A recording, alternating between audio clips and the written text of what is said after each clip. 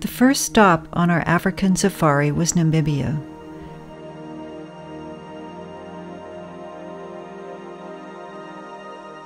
Rex and Barbara Naden boarded a plane in Cape Town and flew to Windhoek, the capital of Namibia.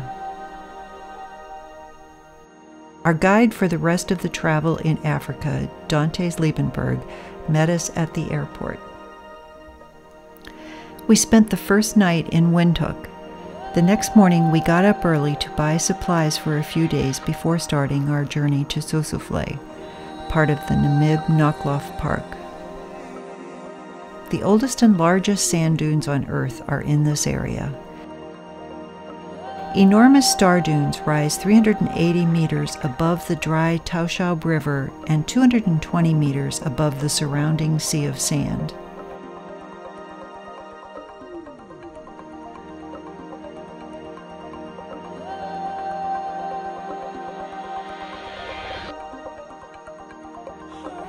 We stayed in a chalet in the Sossus Dune Lodge.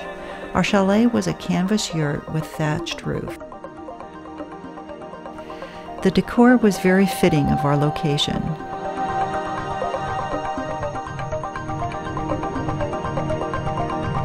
We enjoyed dinner by candlelight every evening, so relaxing after our long photo and hiking excursions. Each morning, the staff at the lodge prepared a boxed breakfast and lunch for us to grab as we headed out for our adventures about 4:30 in the morning. Since there are no animals that consider us prey in this park, we will be able to get out of our vehicle to hike and set up our cameras, a luxury we will miss in the Kalahari and other game parks we visit. The scale is hard to imagine. These are full-grown trees at the base of this famous dune known as Dune 45. It is composed of 5-million-year-old sand.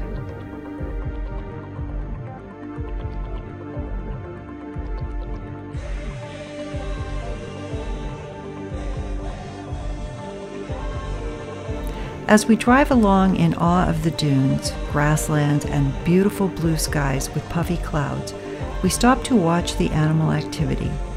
Here we notice a couple of ostriches, and as we get closer we realize that they were mating.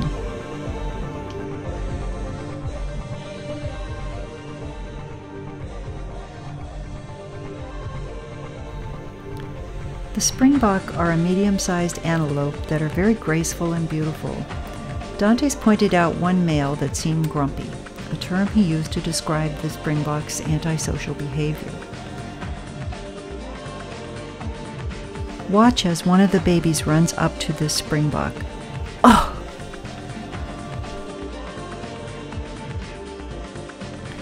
Here are a group of male springbok. The bachelor herd is kept separate from the female herd by the territorial males. The territorial males round up the female herds that enter their territories and keep out the bachelors. Females may leave the herd solitarily or in groups to give birth. Mothers and fawns may gather in the nursery herds separate from the harem and bachelor herds. After weaning, female offspring stay with their mothers until a new young is born, while the males join the bachelor groups. This is the Sossusvlei. Note how small the hikers on the dune are. A Cape sparrow chirping on a camel thorn, a tree well adapted to the dry, arid climate.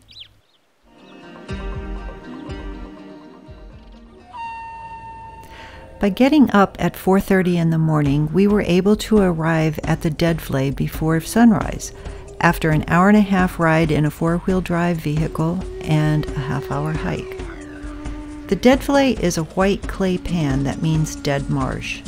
The clay pan was formed after rainfall when the Tauschaub River flooded, creating temporary shallow pools where the abundance of water allowed camelthorn trees to grow. When the climate changed, drought hit the area and the sand dunes encroached on the pan, which blocked the river from the area. The trees died as there was no longer enough water to survive. These remaining skeletons of the trees, which are believed to be about 900 years old, are now black because the intense sun has scorched them. Though not petrified, the wood does not decompose because it is so dry. As the sun rises, you can see the dramatic changes to the color and the mood of the deadflay.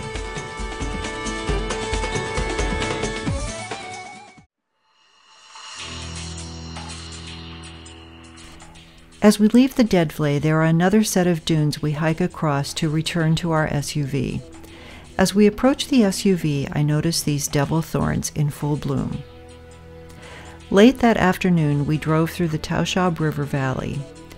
It is rare that there is enough rain in this region for the Tauschaub River to flow.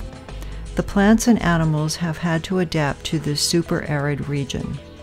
The average annual rainfall is 10 millimeters, or 4/10 of an inch. We were enjoying this beautiful herd of springbok when we heard some commotion.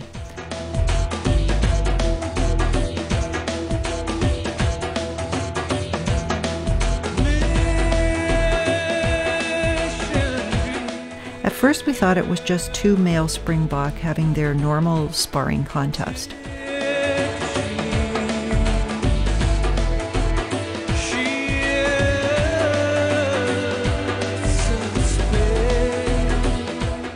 Our guide noticed that they were each trying to get under the other male's shoulder blade so that they could get leverage to break a leg, a death blow.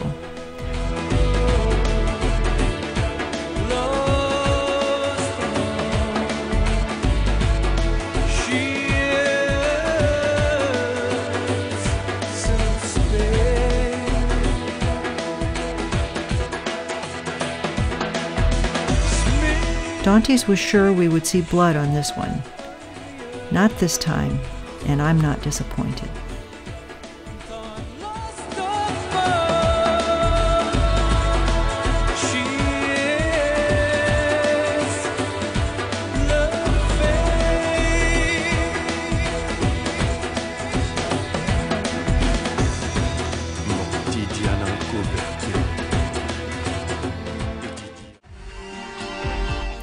On our final morning, we sleep in until 5 a.m. We have a long drive to Mata Mata in the Kalahari Desert today. While Dantes is awakening the guard to the entrance of the park, Rex and I enjoy this grand finale to our short but spectacular adventure to Namibia.